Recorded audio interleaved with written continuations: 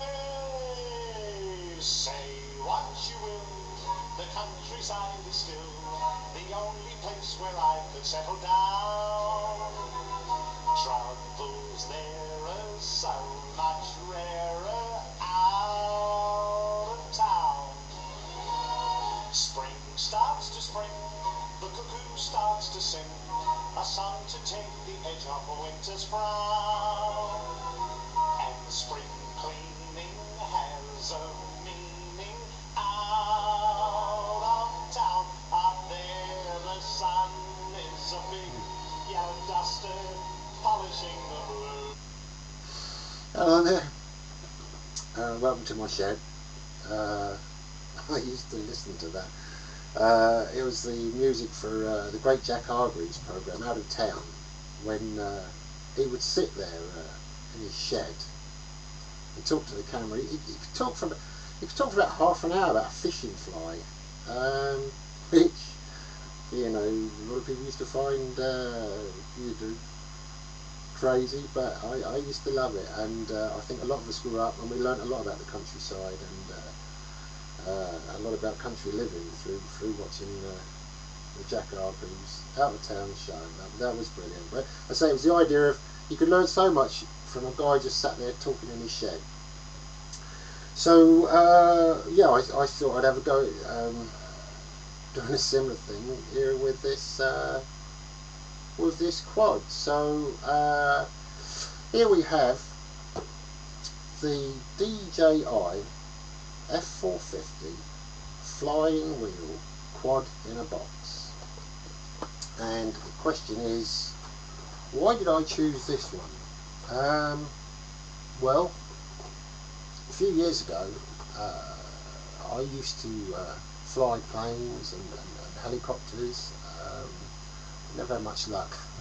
I crashed a few, built a few, but I never mastered the art of the heli, and I find it really frustrating. I'm sure a lot of other people have as well.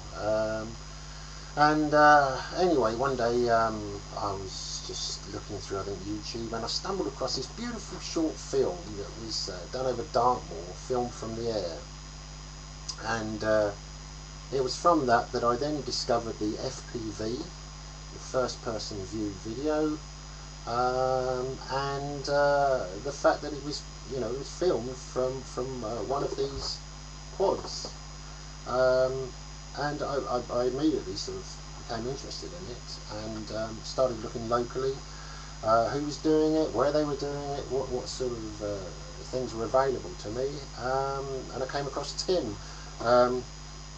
Tim helped build and set up the quad, and I would recommend that for anyone who's interested.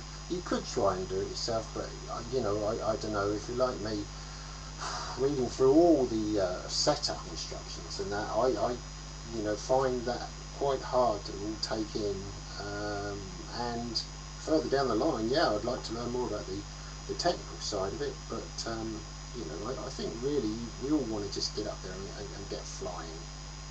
So I owe a lot of thanks to Tim, who made up the frame for us, and also my local model shop, Total Models down here in the southwest. They were excellent. Kev there was very helpful, and they both, between them, they helped me make up my mind as to what model to get.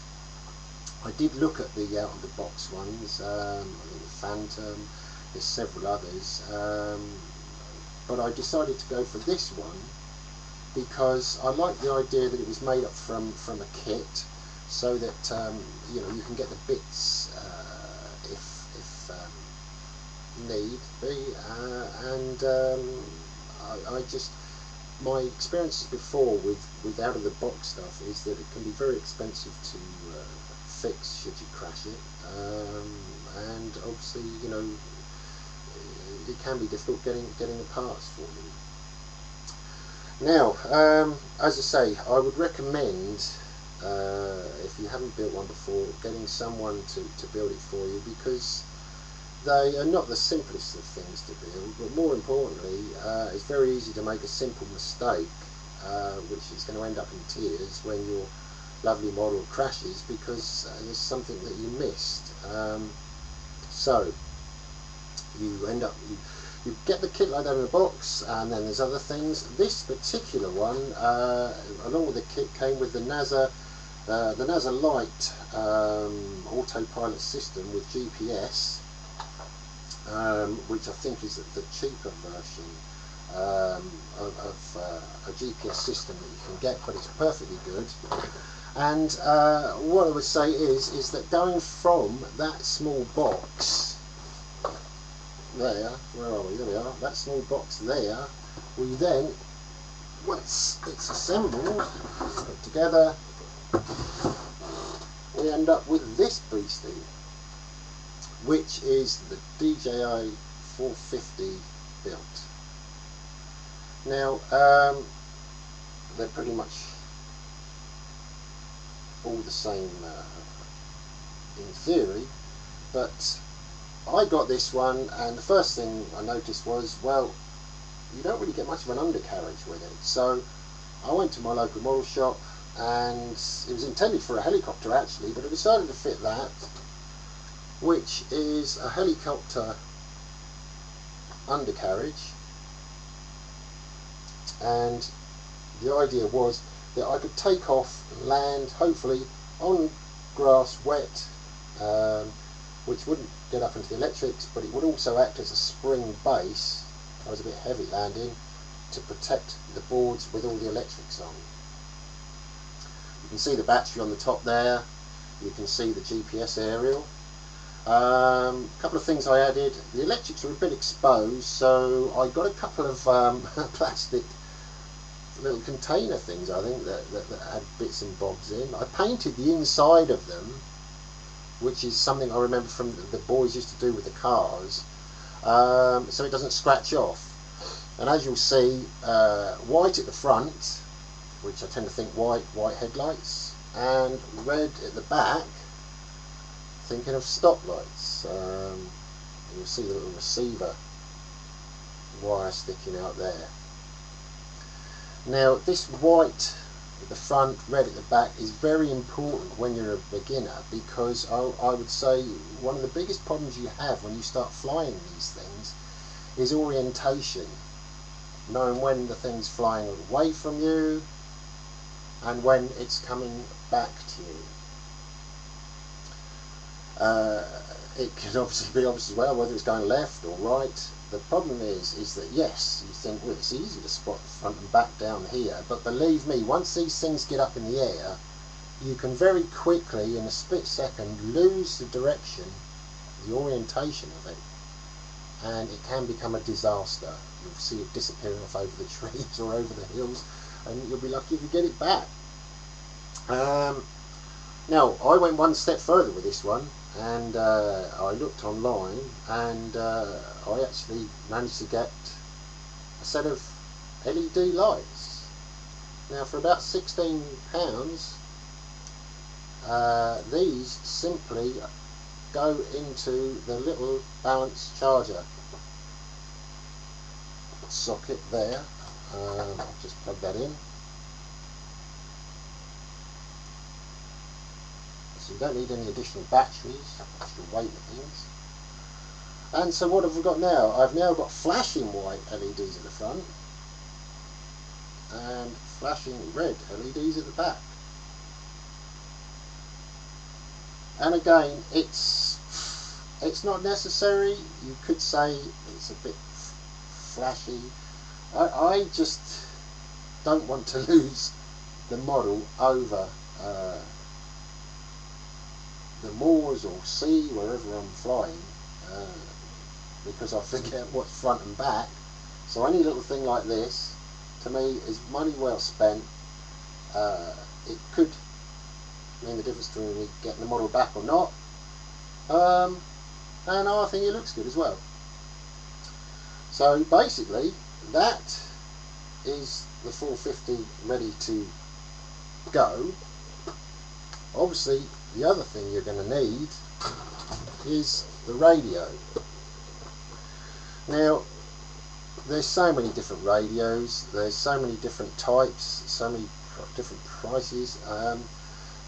My advice would be, try and get the best radio that you can afford, because back in the 35 megahertz days, I bought a lot of transmitters, keep upgrading, whereas if I bought a decent computerized radio in the beginning, it would have saved, keep upgrading them.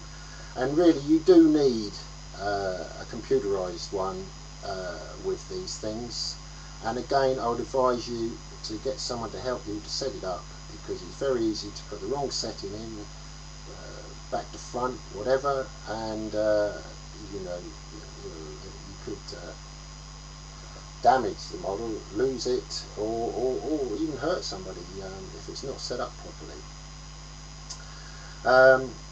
Along with the build of it, I would also recommend, obviously, this GPS system in it, because I never used to have this technology in the models, but I understand on good authority that with the flick of a switch, if you get into trouble with one of these, you just flick the switch on the transmitter and it will automatically return to the exact point where you connected the battery.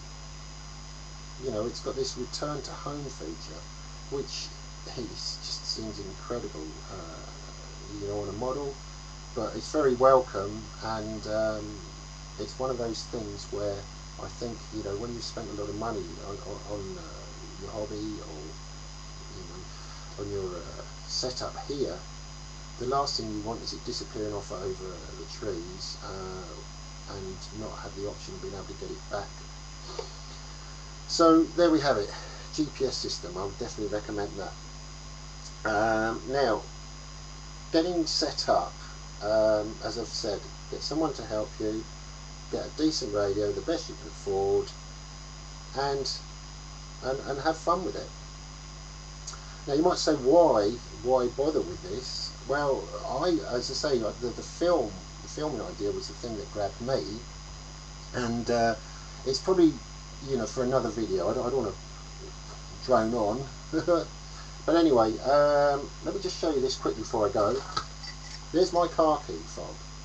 Okay, car key fob, typical. Everybody's got them these days, haven't they? That is the new generation of completely self-sufficient, got its own power supply inside. That is a video camera, and that is a video camera like those that you see on YouTube that produce fantastic results. And you can just mount it underneath, bit of double-sided tape, bit of foam, and away you go. But that's for another video. So I hope it's been a bit of help. I would recommend getting the 450. The next bit is I've got to get out and fly the thing, which will be fun.